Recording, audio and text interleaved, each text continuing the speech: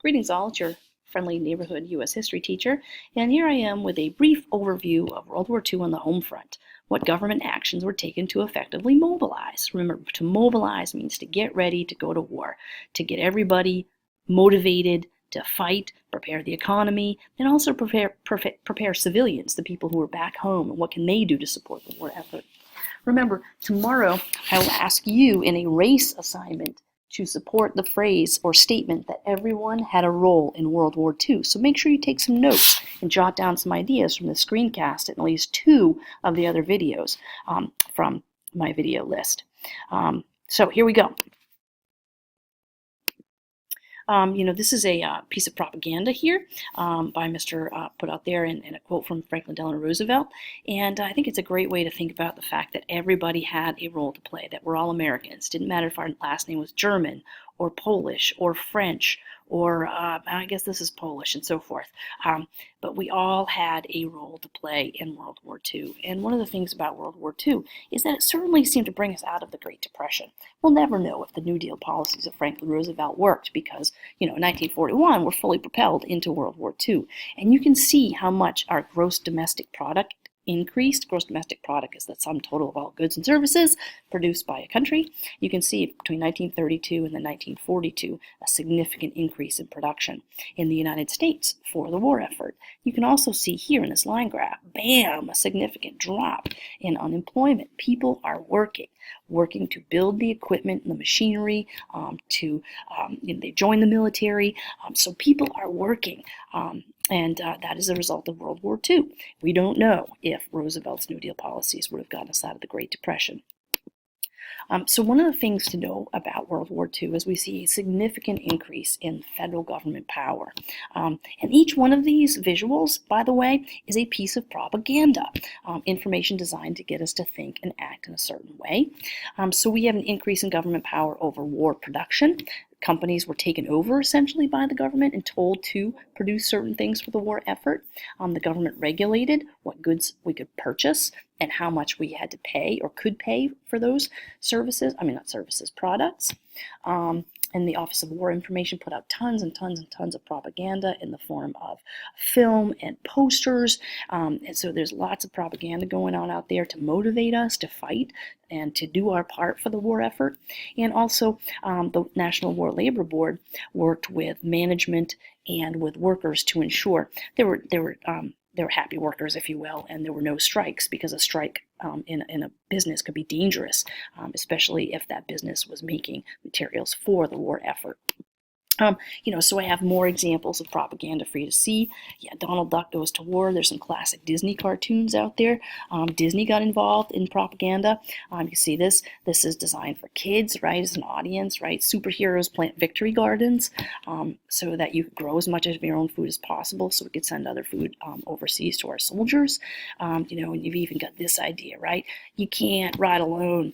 You've got to ration your gas. You've got to think about, carpooling with others. They called it a car sharing club. But everybody had a part to play in World War II. Even if you lived, in York, Maine. One of the things that would have happened probably in York, Maine, because we're on the coast, is we would have all had to have had blackout curtains in our windows. And people who were maybe a little too old to go into World War II to fight as soldiers might work as part of the Civilian Defense Corps. And what they would do is they would come around at night to make sure during the times of the blackouts that we had all our curtains, our blackout curtains closed. So then the goal of those curtains was to prevent any enemies from seeing us from the ocean, right, the lights from our windows, and also from seeing us from the air, right? So everybody had a role to play, even in your living room at night here in York, Maine, and cities along the coast. You blacked out your rooms. Even kids did their part. Kids were taught, like these spotter cards, how to identify enemy airplanes. Again, us on the coast, this would be very useful. You'd have your spotter card so you could look, see if there were any enemy airplanes. You would participate in scrap drives, right?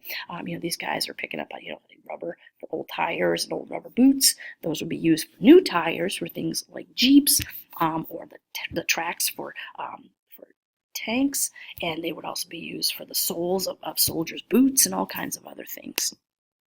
Even those who were interested in fashion were certainly involved.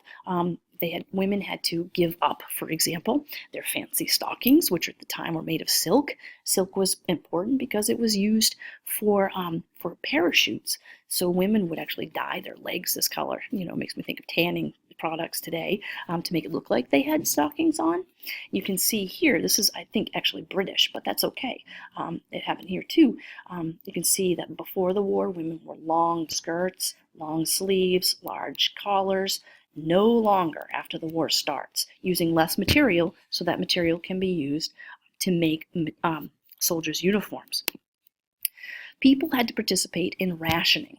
I'm used to going to the store and buying whatever I want. I'm used to going and getting as much gas as I can afford. Not anymore. During World War II, people were limited in certain products that they could purchase by the federal government. And you would get ration stamps and ration cards that you would have to present in order to purchase specific goods. Didn't matter how much money you had, you also had to present your ration book, card, or stamps. Some of the rationed goods included tires, cars, bikes, because of the wheels and made of steel and whatnot, gasoline, fuel oil, and kerosene, all that kind of business. One of the earliest things that was rationed was sugar and coffee, because those things came into America by ship from other faraway places, and we couldn't afford to use our Navy to protect those ships. There were different levels of rationing for things like gasoline, so if you're interested in that, certainly do a little bit more research. It depended on what job you did, what letter your gasoline rationing would have. And but once a month you would go and get your ration books, and again, you could not buy certain things unless you had your ration card, your ration stamps. You can also see that certain things were worth a certain number of points, ration points, and you had to have the stamps in order to buy those goods.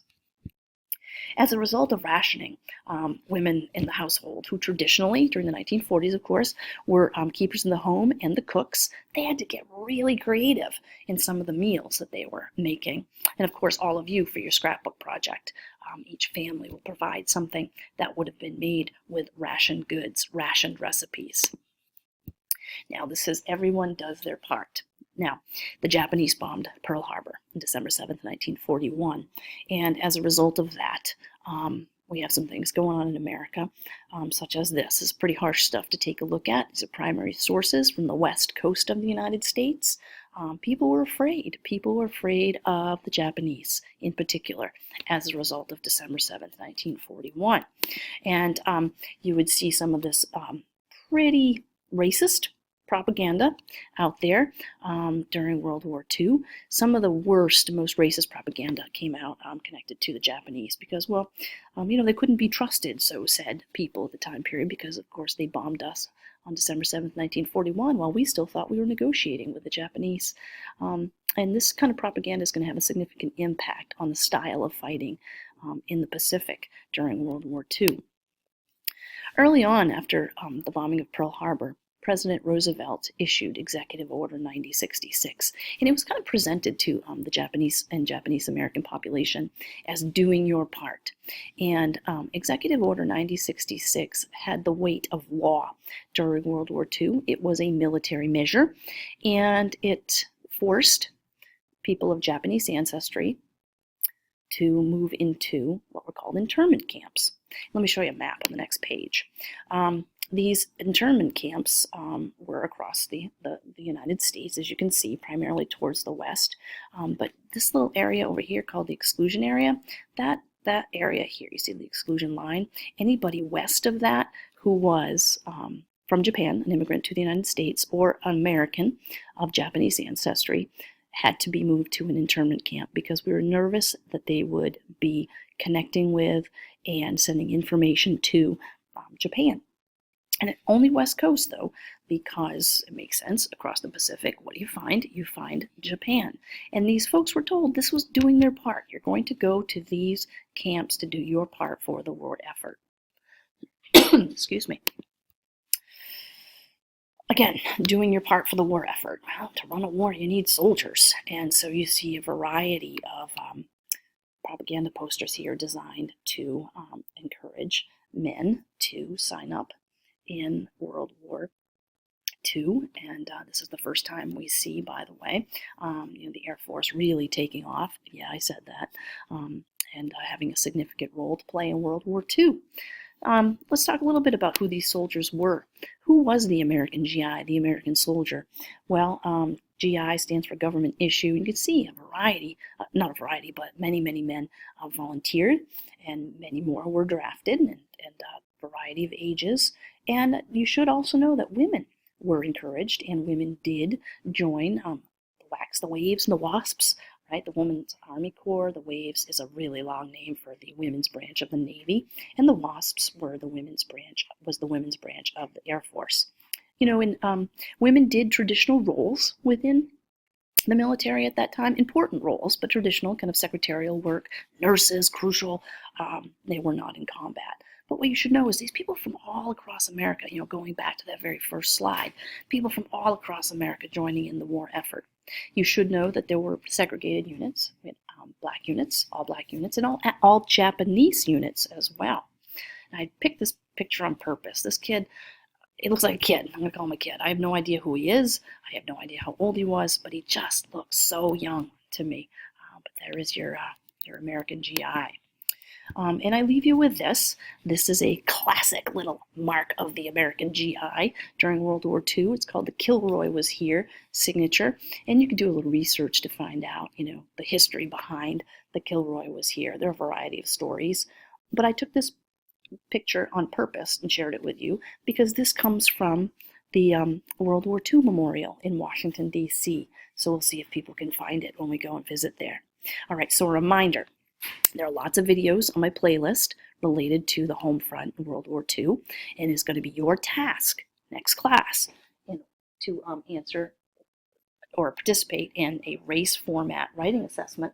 Everyone had a role in World War II, so make sure you've taken some notes and jotted down how everyone had a role in World War II using this screencast and those videos.